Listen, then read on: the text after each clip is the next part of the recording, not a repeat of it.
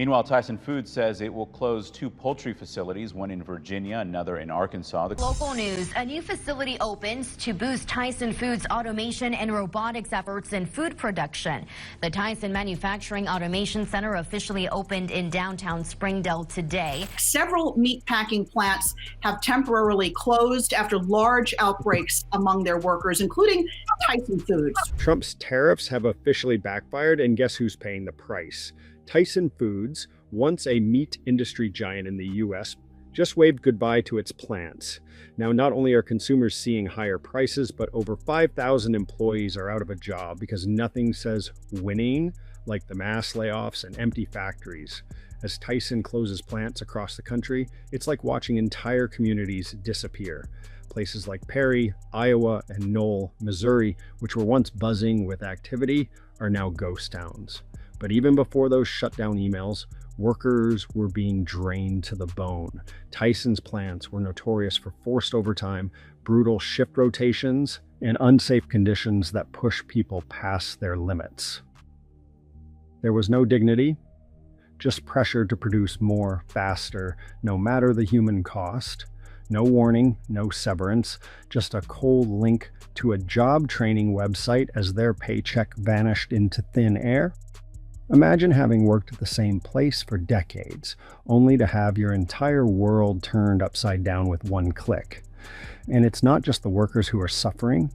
Local businesses that relied on Tyson's massive workforce are getting hit hard too.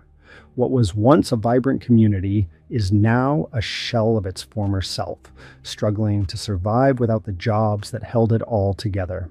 Now let's talk about the elephant in the room: Trump's tariffs. He promised they'd bring jobs back to America, make companies build more factories here, but instead of factories popping up left and right, Tyson is pulling the plug on its existing plants. So much for the big comeback, huh? The truth is, those tariffs on steel, raw materials, and feed made everything more expensive for Tyson. The company wasn't going to sit around and take a hit to its bottom line. No, they made the call to move operations to cheaper locations, both within the U.S. and abroad. They didn't bring back jobs to the U.S., they just moved to places where it was easier and cheaper to make things. Instead of creating more jobs, these tariffs ended up cutting them. All those dreams of a manufacturing revival in the U.S., yeah, they were just that, dreams. The reality is that the tariffs squeezed Tyson's profits and made it easier for them to close plants and relocate. Higher costs didn't create more jobs, they just killed more of them.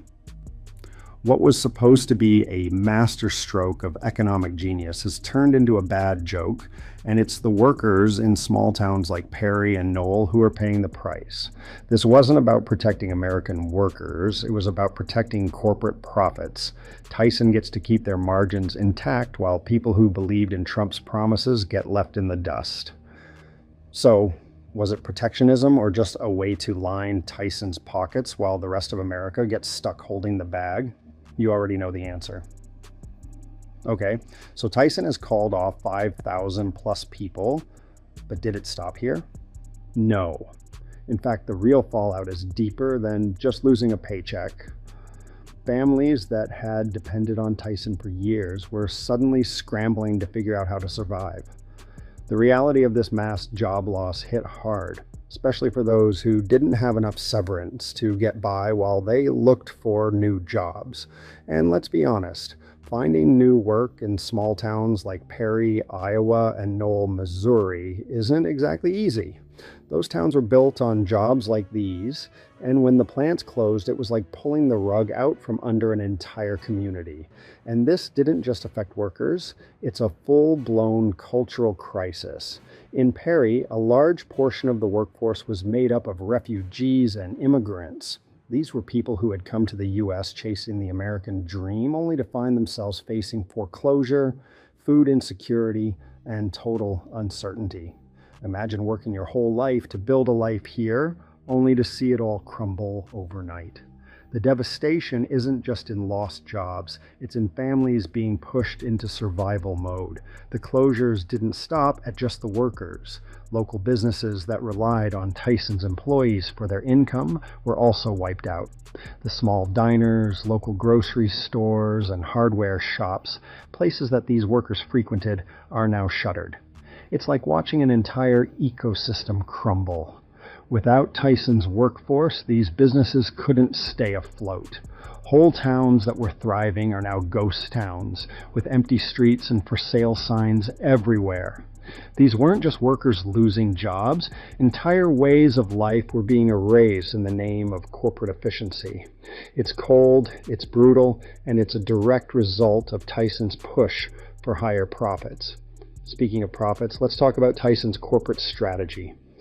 While workers were losing everything, Tyson's top brass was making sure their pockets were getting fatter.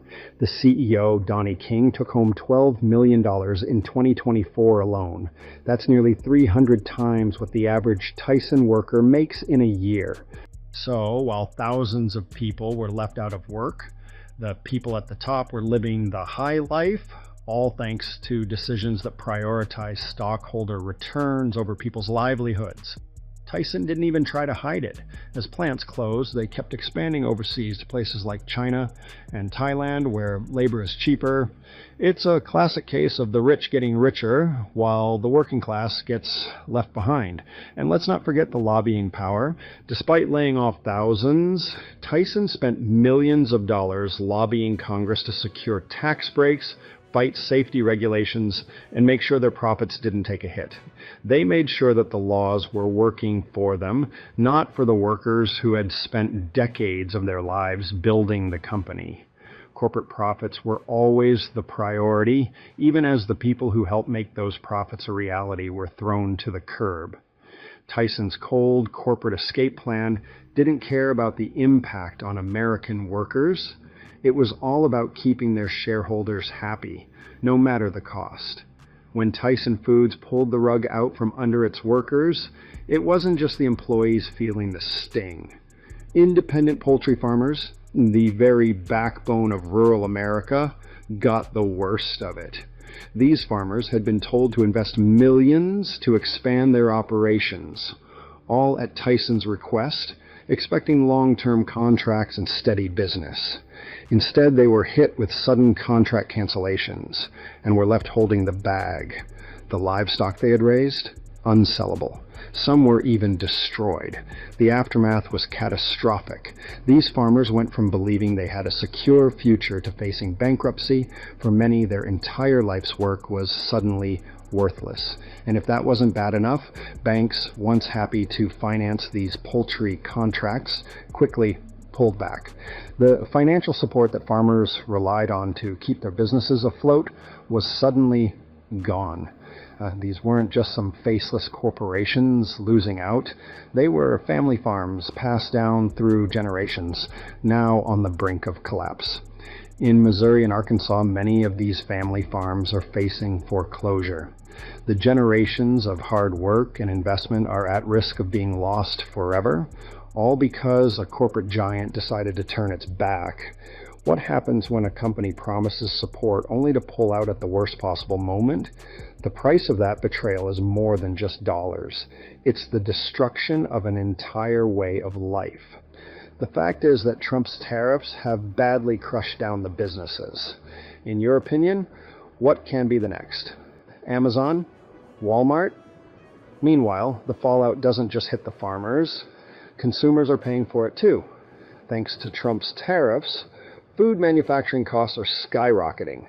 That means higher prices at the grocery store. School lunch programs, they're struggling to keep up. With Tyson's price hikes, schools are either cutting portions or raising meal prices. What's supposed to be a simple meal for a kid is now something that families can't rely on without paying more. And local businesses aren't spared either. Take Knoll, Missouri, where the local supermarket saw a 40% drop in chicken sales after Tyson's plant closed. The store had no choice but to jack up prices or shut its doors. Small businesses across the country are in the same boat, struggling to survive in a world where costs are going up and profits are disappearing. The real kicker here? It's not just the price increase, it's the drop in quality. As costs rise, companies are forced to make cuts elsewhere, often affecting the food's quality. So now, American families are stuck with higher prices for lower quality food, all thanks to these tariffs. While Tyson and other corporations keep their profits flowing, the rest of America is left paying the price in both dollars and quality. And while prices soared, confidence sank. Tyson's past recalls, sanitation issues, and controversial processing methods have made more and more Americans question what's really in their food. It's not just about affordability anymore, it's about trust. And Tyson's losing it fast. While Tyson Foods was laying off thousands of workers, they were also collecting millions in government subsidies. Despite shutting down plants and firing over 5,000 people, Tyson received more than $250 million in help from the U.S. Department of Agriculture. It's like the government's rewarding companies for cutting jobs and leaving American workers behind. Not only did Tyson continue taking in billions in taxpayer money, but they also expanded to countries with cheaper labor, leaving American workers in the dust. It's a perfect example of corporate welfare, where big companies get help while the people who made them successful get nothing. And it doesn't stop there. Tyson wasn't just sitting back and enjoying these handouts. They spent millions lobbying for more tax breaks and fewer regulations to make even more money. So, while the workers were getting laid off, Tyson was working to make sure their profits stayed high. The government was focused on helping these big companies, not on protecting the workers who were losing everything. It's clear that the system is broken when companies like Tyson get rewarded for hurting people who helped build their business. Now let's talk about Trump's America First promises. He said his tariffs would bring jobs back to the US and make companies build more factories here. But instead of creating jobs, the tariffs only push companies like Tyson to close more plants and move operations to other countries. While Trump was out there telling everyone how tariffs would bring American jobs back, Tyson was opening new plants in places like China and Thailand, where labor is cheaper. So much for America First. Trump's tariffs didn't bring jobs back to the US. They just made it easier for companies to move jobs overseas. The idea of protecting American workers turned into protecting big company profits instead. Tyson's decisions to close plants in the US and move to cheaper countries is exactly what Trump's tariffs were supposed to stop. Tyson didn't just suffer, they capitalized. The company used Trump's tariffs as the perfect excuse to cut costs, shut plants, and quietly shift operations abroad. It was never just about reacting. It was a calculated move to boost profits while blaming policy. What we're seeing with Tyson is just one example of how Trump's economic strategy backfired. His protectionist policies created a mess where companies cared more about saving money by outsourcing jobs than about keeping them in the US. So now you've seen it. The factories are gone, the families are broken, and the billionaires, they're celebrating. If you think this is wrong, say something. Drop a comment, hit that share button, and make sure the truth doesn't stay buried. Because if we stay silent, this will keep happening.